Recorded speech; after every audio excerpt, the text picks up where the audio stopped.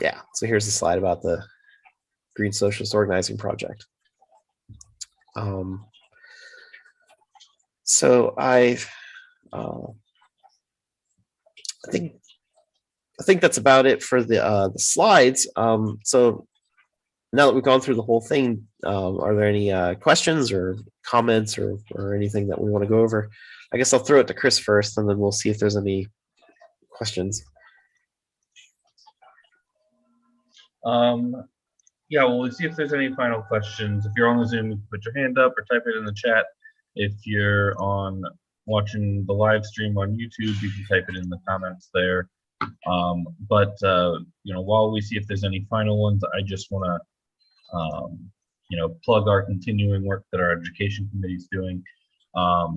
These are our 101 series. At the beginning of the the workshop, I said we repeat these every 3 months, right? Green Party Socialism Organizing, Green Party Socialism Organizing, Green Party Socialism Organizing. And they're intended to be kind of an onboarding opportunity, right? For people to learn about the different topic areas, for people to talk to, you know, in this case, Garrett and I are both, Garrett's a current and I'm a former national co-chair. You know, both of us have been involved in the party for a decent while, not as long as Howie, but, you know, very few people have been involved as long as Howie. But so we do these on the fourth Tuesday of every month at 8 p.m. Eastern. So coming up on May 24th, we're going to have Socialism 101. And on June 28th, we're going to do an Organizing 101. So we've got those coming up. You can find out more. You can register. This series in April, May, June is on Zoom, but we're, you know, obviously we're live streaming it to YouTube. We may change format again, even, you know, going into the next one. We may go back to live stream. We may stay on Zoom. We may try something different. But these are just going to keep repeating at least through the year. You can register and find out more about them at greensocialist.net/101s with an S on the end of the 101. And then the other big thing we have going on right now through the education working group is a series of campaign trainings. In April, we did one on so these trainings, we have two parts. The first part is traditional campaign trainings, which are kind of behind the scenes, inside baseball stuff, you know, how to petition, how to, you know, properly use your database, how to communicate with the media. But we also wanted to expand how we're doing our campaign trainings to include what I've been calling candidate crash courses, where we select some of these key green policies and we have an expert on them come in and talk to candidates and to local Greens, with the goal of both providing a basic baseline level of information on the policy beyond a slogan, because it's really important that we are able to go beyond the slogans, right? We don't want to be AOC and run on abolish ICE and then vote to fund them. That puts us, you know, that really undermines our integrity as, you know, an independent party that stands by their politics. So we wanted to provide that, you know, that basic level that would allow Green candidates to talk about it, with the hope of also starting to, you know, create a common language in the way that Greens talk about these policies, right? So whether it's the lieutenant governor candidate in Pennsylvania, or a state house candidate in Illinois, or a local city council candidate in Texas, there's everybody's kind of using the same terminology, and we're starting to create, you know, a very clear messaging about how our Green New Deal is different from the Democrats, for instance. So in April, we did one on campaign systems, all the tech and things you need. You can find that on the website. There's a recording with the slideshow and stuff. We did one on the Green New Deal that was facilitated by Howie Hawkins. You know, what better way to learn about the Green New Deal than one of the first people in the U.S. to run on it, who has at this point put out the most detailed version of the Green New Deal in Howie's 2020 Green New Deal budget. Coming up in May on the 8th, Garrett is going to be leading a workshop on petitioning, because a lot of our Green candidates are currently or about to have to start petitioning to get on the ballot.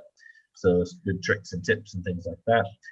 Then on May 22nd at 3 p.m. Eastern, we've got Margaret Flowers, who was the author of Howie's Medicare for All through a National Health Service platform in the 2020 campaign.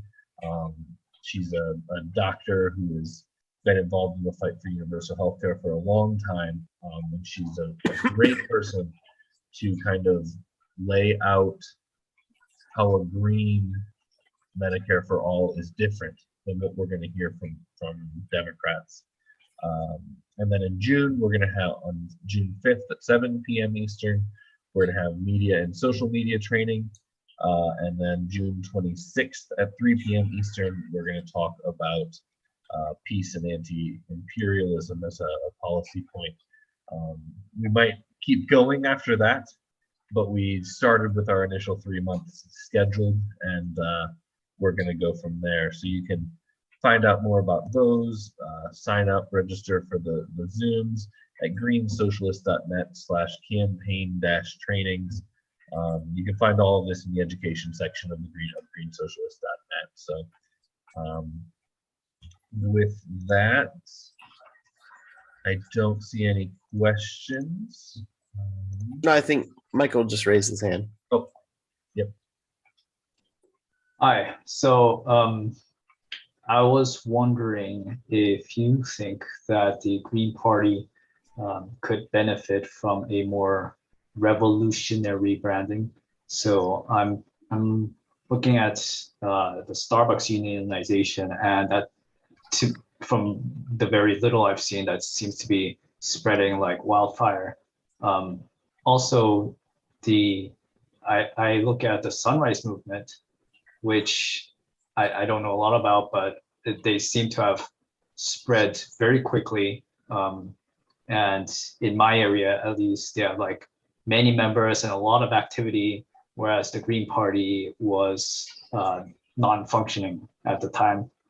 So your thoughts on that?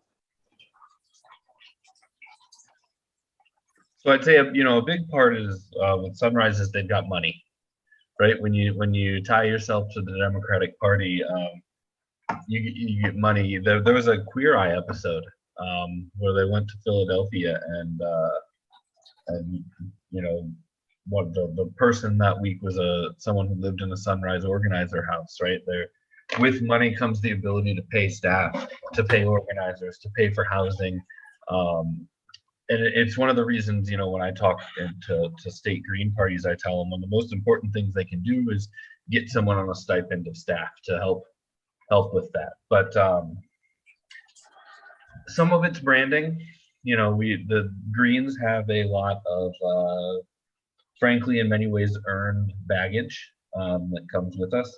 But we've really got to be careful in understanding that, and I say it every time we do our organizing workshop, but words ain't shit, right? We've got to be able, we've got to lead by action. So branding's obviously important, but we've got to make sure that we're not just a slogan. Because there's really one of the worst things you can do as an organizer is sell people on a slogan that you're not able to deliver on, right? When you do that, they're never going to show up again. You just lost that person because you're just another politician, right? The working class communities have been lied to by politicians from every party for a long time.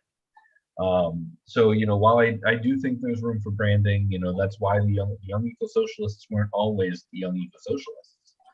That was a vote that took place by the membership to change the name, and that was intended to be a rebrand and a kind of running to the forefront of the eco-socialism push within the Green Party after we passed our official eco-socialism plank in 2016. So the branding obviously has a role, right? It's your access point, right? It's your first touch. It's how people meet you. So that's not to say that it's not important, but we've got, once we meet someone, once we get that touch, once we bring them in and have they start being interested in working with us, it's exactly what you said. right? We need to have things for them to do. We need to have an onboarding program. We need to engage in political education, especially if we're talking about already politically active people. I call it a failed strategy regularly, because I think that it is a failed strategy. But a lot of Greens are really focused on siphoning off as many progressive Democrats as they can. And if we're gonna engage in that kind of thing, we need to make sure we're gonna have political education. And the same comes for what I think we should be doing, which is targeting non-voters. And that we need those kind of programs, which is why we started the Green Socialist Organizing Project, coming out of the campaign to provide some of these baseline things. But we've got to be focused on organizing, right?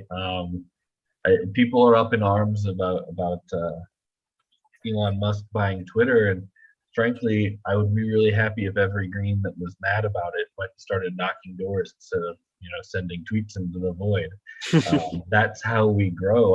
On our organizing call, I made a challenge to people in March, and I said one door for every tweet, right? If Green, and let's see what's more effective. Let's see if propagandizing on social media or actually having conversations is more effective. And I know what the answer is. It's a loaded question, right? But so I think that's kind of where we need to look, and we definitely need to get better at our branding. We definitely, especially when we get down to talking about some of our state and local parties, right? That I have definitely seen Green campaigns that I'm like, I was building better websites than that on GeoCities and tripods in the early aughts, right? And I'm definitely not in 2020. We don't need some of these things that are happening. So we definitely need to step up our game in the branding and PR department. But all the branding and PR in the world is not going to help us if we aren't actively organizing on the ground. And we'll get deep into that in the organizing workshops we did. One thing I will bring up, what when we did our organizing call in March, we selected a number of different kind of organizing models, and we prefaced it with, none of these are perfect, and none of these are necessarily aligned with what we are trying to do is in terms of setting up an independent left party, but they all have valuable insight to answer. And one of the things that we had on our list was Foster's organizing in the steel industry.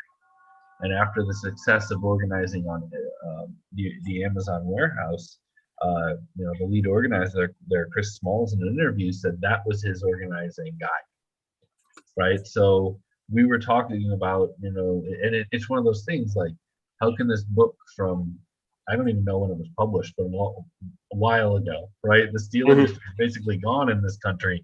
So the thing he was focusing on, Foster lost that battle, right? In many ways, the things he is advocating for, it failed in the steel industry. It was outsourced, and the industry's been gutted. But the messaging was then taken and applied to a completely different kind of organizing in Amazon. So that was kind of a pat on our back when we did it. Like when we put that in the list, it was like, why are we even talking about Foster in the steel industry? But a few weeks later, we found out that it was still very much relevant today.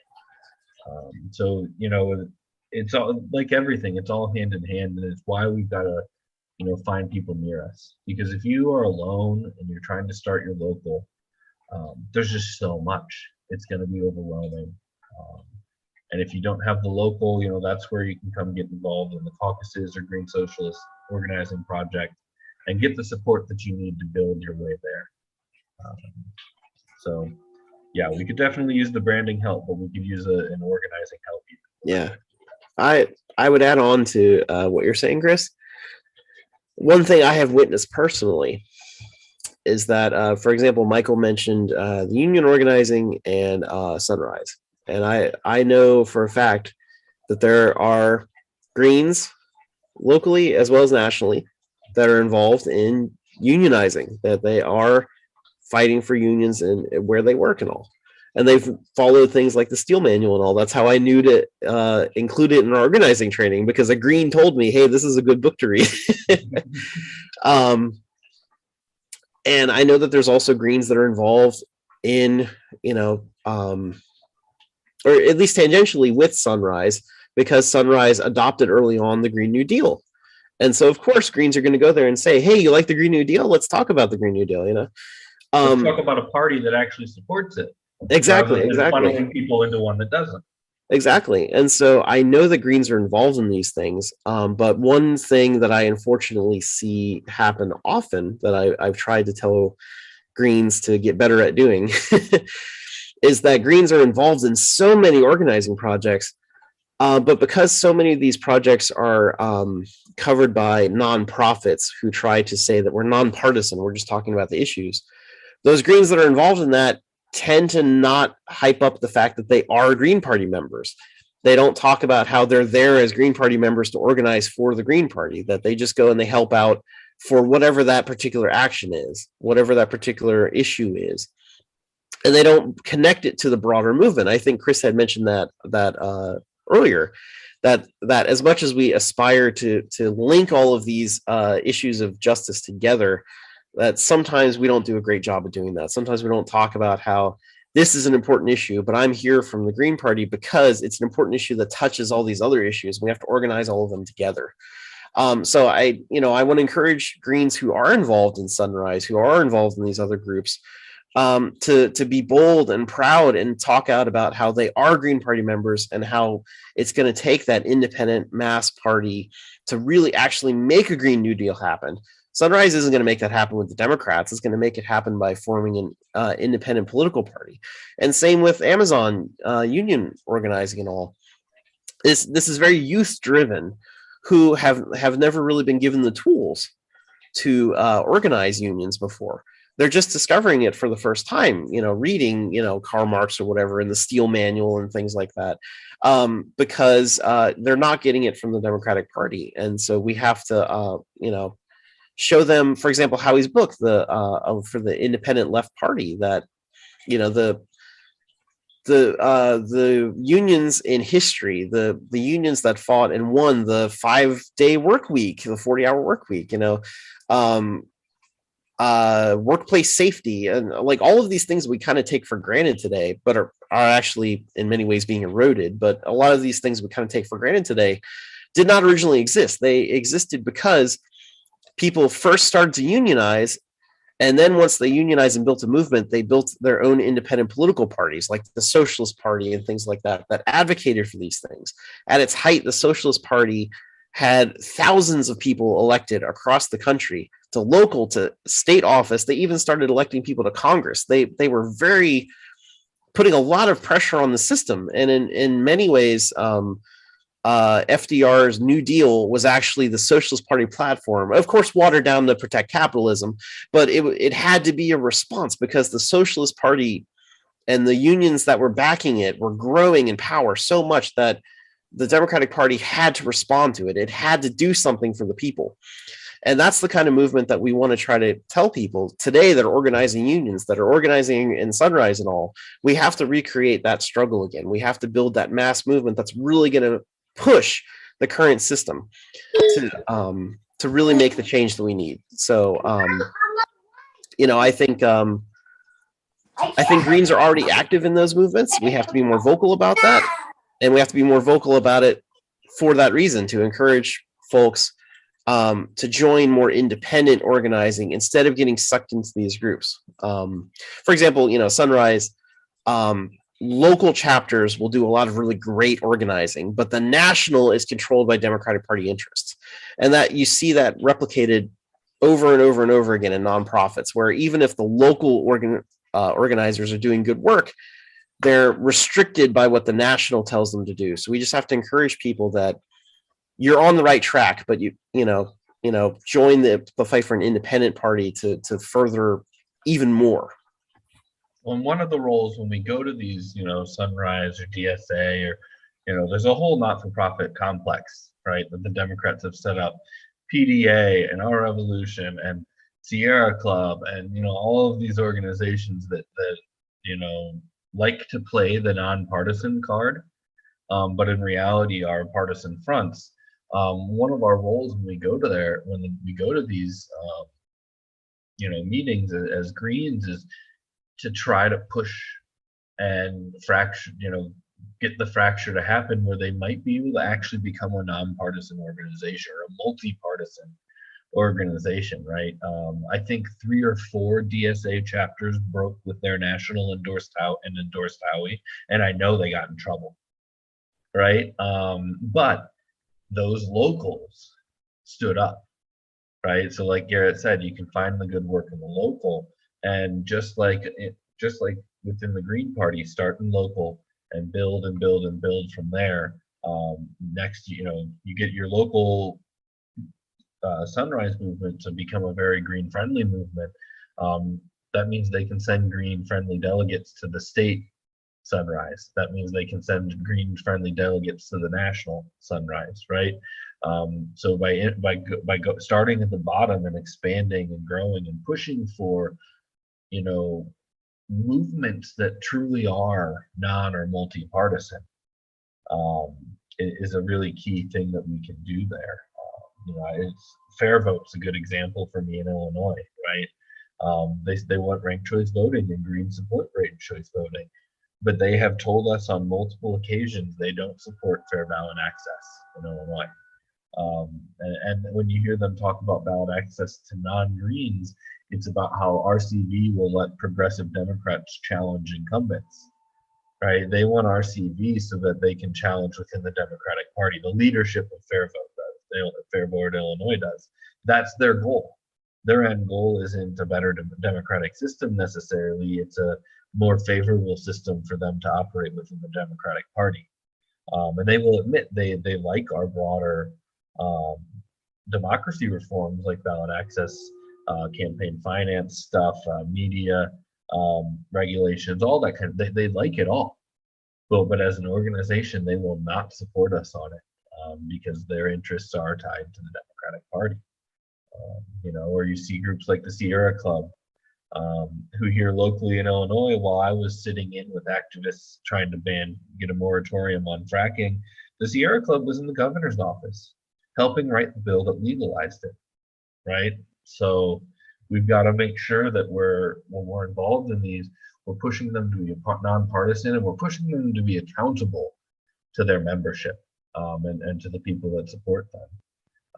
Most people I talk to about the Sierra Club in Illinois have no idea they were in the room legalizing fracking, and they like to tout the Democrats' line that it's the strictest fracking law in the country, but they never address the fact that in the entire state we have less than 10 inspectors for wells.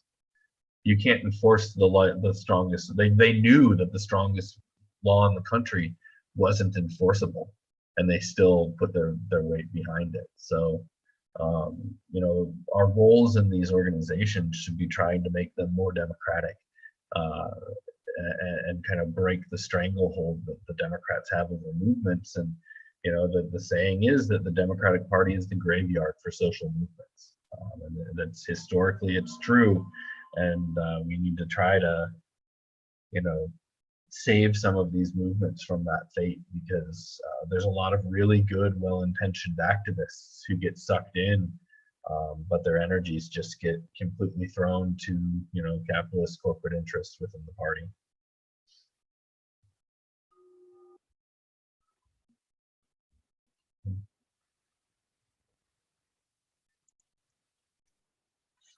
Well, we hope to see you all next week.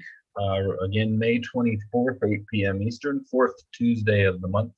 We'll be talking Socialism 101. It should be a good time. And